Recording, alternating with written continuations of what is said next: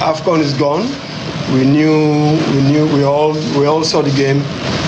We knew it was a difficult one, but at the end of the day, we won it. So that is important. This is a World Cup qualifier. I think we're going to play definitely differently. So the AFCON has gone. This will be a different ball game, and we'll see how it will all play out. So I'm quite confident in our capacity and what we're going to do tomorrow. So I'm not quite worried. AFCON is gone. This is World Cup qualifier. We want to win. We want to qualify for the next World Cup. So all hands on deck, and we'll see how we can push tomorrow to get that victory. And the criteria is we'll keep watching the league and see those that are good enough to join us. It's a gradual process. We want to encourage the players back home as well. And but that does not mean we just have to change, that structure. That is not going to be possible in my time. So don't quote me wrong. We'll definitely bring in players that are capable of playing, adding value to what we want to do. At the same time, we'll still keep the structure, and every now and then we'll bring them.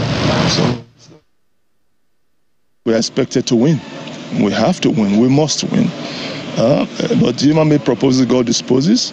But we'll put every effort. The boys will put up a fight because we know how important this game is. We'll take it game after game. If it's only 1-0, it's going to be satisfied, but we just need the 3 points tomorrow. Expectations are high, but I trust our boys can do it. It's a game that we have, mixed feelings about. But knowing what this set of boys did at the AFCON, and also eliminating South Africa, I think that we have the upper hand now, psychologically. Because it's a game where we have two teams that are, in terms of prowess, probably equally matched. They have exceptional players, we have exceptional players. The only thing I want the team, or I expect the team to do, is bring their A game when going to play against South Africa. But as it stands right now, I think it's nothing when it comes to that. It's just like outside talk, which I think the players as well as the team should keep that out and focus on the job at hand, which is get the 3 points here at home and do the rest away from home. It's for expectations to be high. It's the Super Eagles we're talking about. It's one of those teams that have done well at the World Cup. 2 rounds of 16 qualifications in the past, and looking at the route now to the next World Cup after missing the last one, it's tough for Nigeria.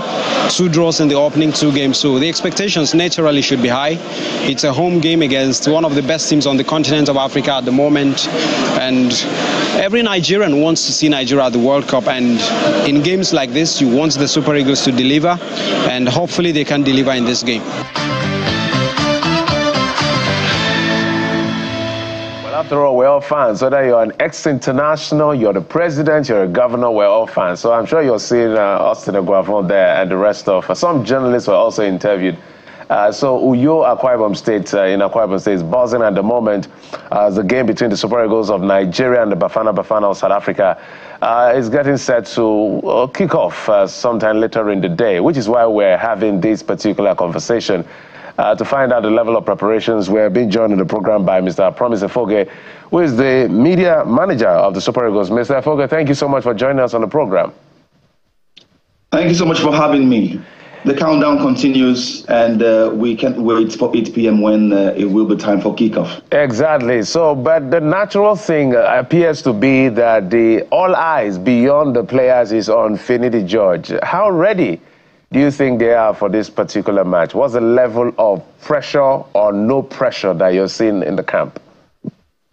Well, all eyes on Finidi, but Finidi has all his eyes on the 3 points. As far as the team is concerned, I spoke with a couple of the players yesterday, and I tried to feel their pulse, try to, and know what their temperament is at the moment. And they all look cool, they all sound very confident that this is a game that they can win. Thunder can actually strike twice in a point.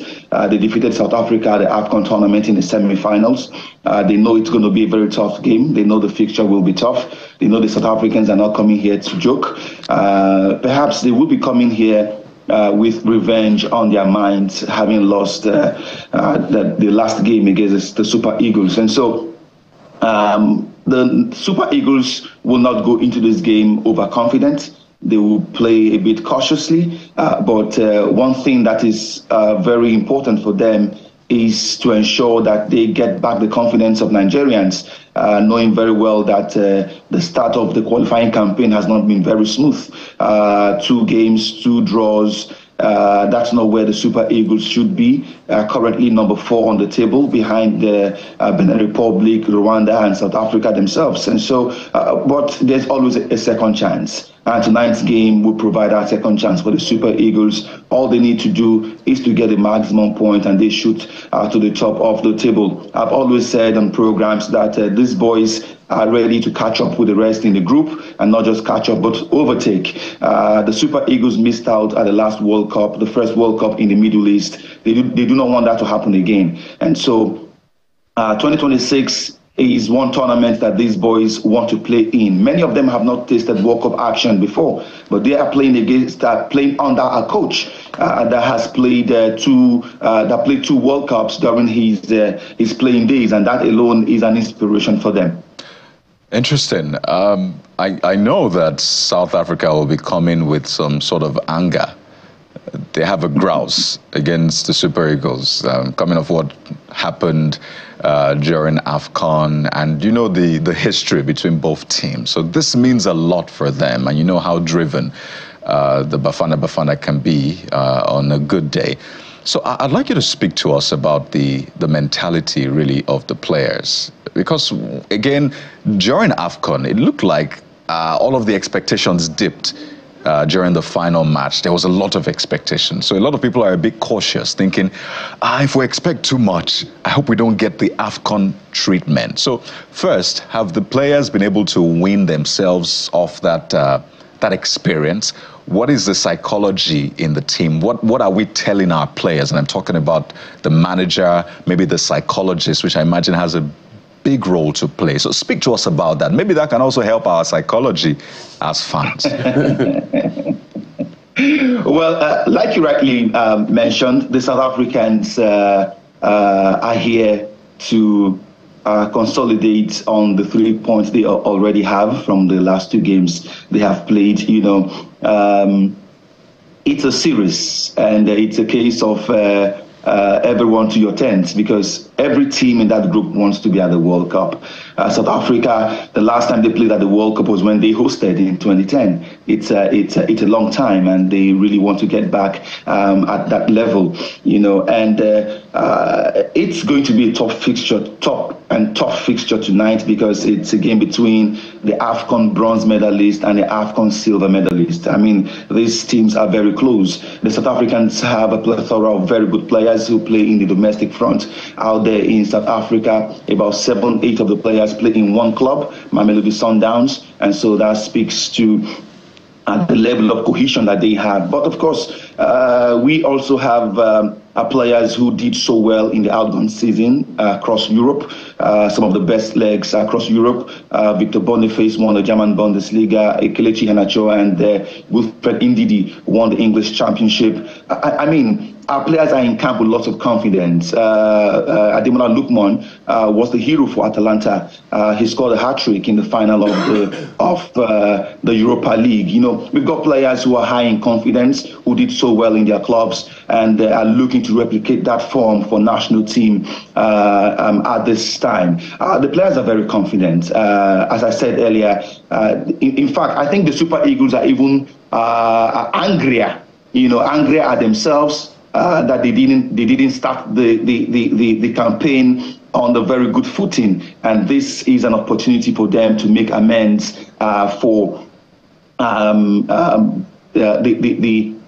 poor start. But you know, sometimes in life, how you start a race doesn't determine how you end it. They may have started slowly, but they know it's time to gain momentum, and that time is now. Pick 3 points at home against South Africa. They play against Benin Republic next week. That will be at a neutral venue in Ivory Coast, and they fancy their chances of getting maximum points in that one as well. The coaches have been talking to the players. They would have a meeting later this evening at 5 p.m. And Coach Finidi, who is like an inspiration to these boys, he's been talking to them beyond the trainings on the pitch. He's been having conversations with them, individual pep talks with the players, team talk with the entire team. And what I see from these boys, they just want to go onto that pitch, you know, if they really can. Fast forward the game 90 minutes and ensure the 3 points. But you know, Promise. But they know they have to do the business on the pitch. But you know, Promise, confident as they are, eventually, you know, the weight of responsibility is on Coach George Finidi. And that's why everyone is saying this is going to be a big test for him. Speaking of which, what we're seeing already in the lineup, what does it say about his style? Will it be significantly different from former coach whom he assisted? Speaking of his style and the assemblage of the players that we're seeing. Yes, Coach Finidi assisted Jose Peseiro 18 months. Before I assumed this role, I had the conversation with him, and he told me that yes, he worked with Peseiro, but Peseiro's coaching philosophies are very different from his. Peseiro's coaching methodologies are very different from his. And I thought we saw that in the two unofficial games he played, first against Ghana and then against Mali. We defeated Ghana for the very first time in a long while, 2-1. We saw how expressive the team played. You know, we saw a Super Eagles that could hold the ball, a Super Eagles that could string as much as 15-20 passes without losing possession. Though we lost against Mali in the second game during that friendly window, but we saw a Super Eagles team that were even the better team against the Malians. Though a few defensive errors led to conceding those goals, and the coach has said those areas have been looked at and have been fixed.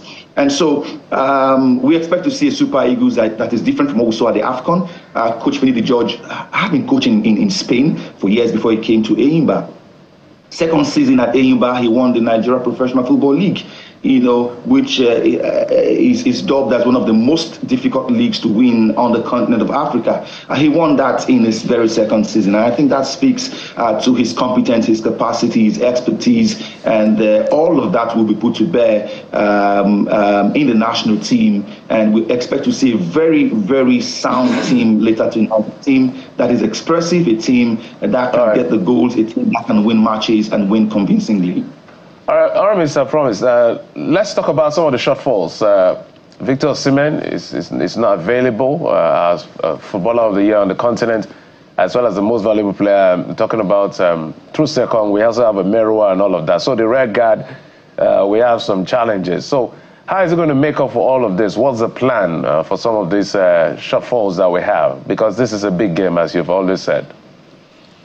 Well, that is why it's a squad. You know, a squad is not made up of one player. In the absence of Victor Osimhen, there is another Victor, in Victor Boniface, who won the German Bundesliga. He was a key player for Bayer Leverkusen en route winning the Bundesliga without losing the game. In the absence of Troost-Ekong, he's got Taminu, who plays in Tanzania. Fantastic defender, solid rock. You know, Shemi Ajayi is in camp.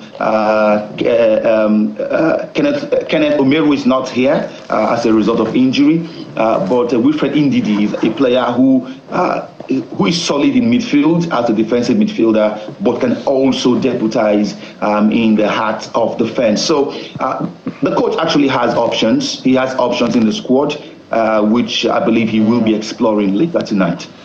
I'm seeing analysis, and it's been said that he prefers a flat back for two defensive midfielders, an attacking midfielder behind the centre forward, and then you have the traditional wingers. And we want to see a Nigerian style of football that is, you know, that is pressing, the kind of, the style that doesn't give the opponents a breather of sorts. Of course, you don't lose sight of your defense as well. So I wonder how he's fashioning a style, because I know he's not had a lot of time really to ground the players in whatever style he's trying to introduce. So I would like to hear maybe what the plans are in terms of formation, tactics, and the rest. And also, it's been said that we didn't see a pre-match conference, correct me if I'm wrong, even for the Bafana as well. What do you have to say to that?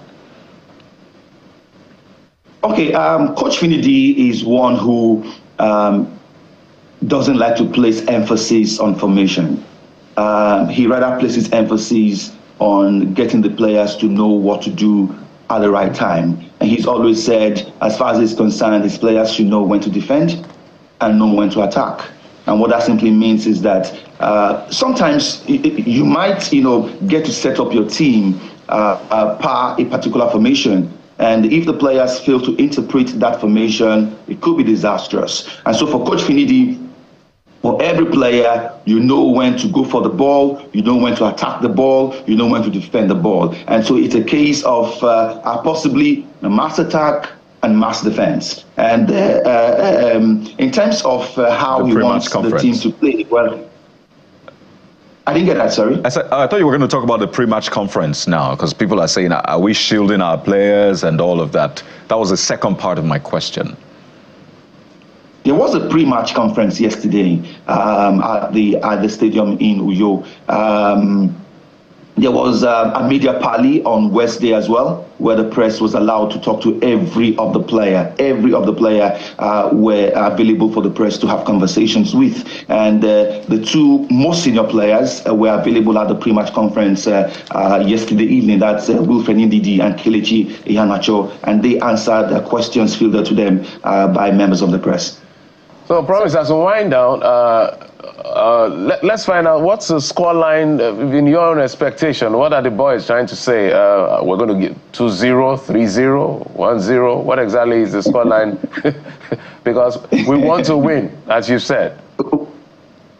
Well, at this stage of the qualifiers, the number of goals you score might be very important, because we've seen situations where teams edge others by goal difference, So for a team that is down but not out, a team that is fourth on the table at this time, a win is a win. The Eagles just want to win this game, even if it will be by half a goal. The 3 points are most important at this time. When the Super Eagles get to climb up the ladder and perhaps get to the top of the table after these 2 rounds of games, then we can begin to think about how many goals we need to score to augment number of points that we have. But at this time, it's about the win. The 3 points are most important. Promise Foge, media manager of the Super Eagles of Nigeria, we wish our team the very best tonight. And thank you for coming on the program as well. And congratulations on your appointment. Yes, I think that's in order. Thank you so much. Yes, indeed. Congratulations, so Promise. It's good to see you on this side of the divide. Thank you so much. Thank you for having me. I almost got covered. Okay, I understand. Okay, well, I was just joking. Football divide. I was just joking. Promise and I understand. No, we understand. I promise I understand. We understand. That's the program for today and for the week. We'll be back again next week right here on Channels Television. I'm Jeffrey Uzama. Thank you for watching. Do have yourselves a fantastic weekend. I am Bukola Koka. Well, no pressure to Super Eagles. I mean, it's not like 200 million Nigerians are watching, but we wish you the very best. I'm Kayode Kikido. Have a great day and a great weekend.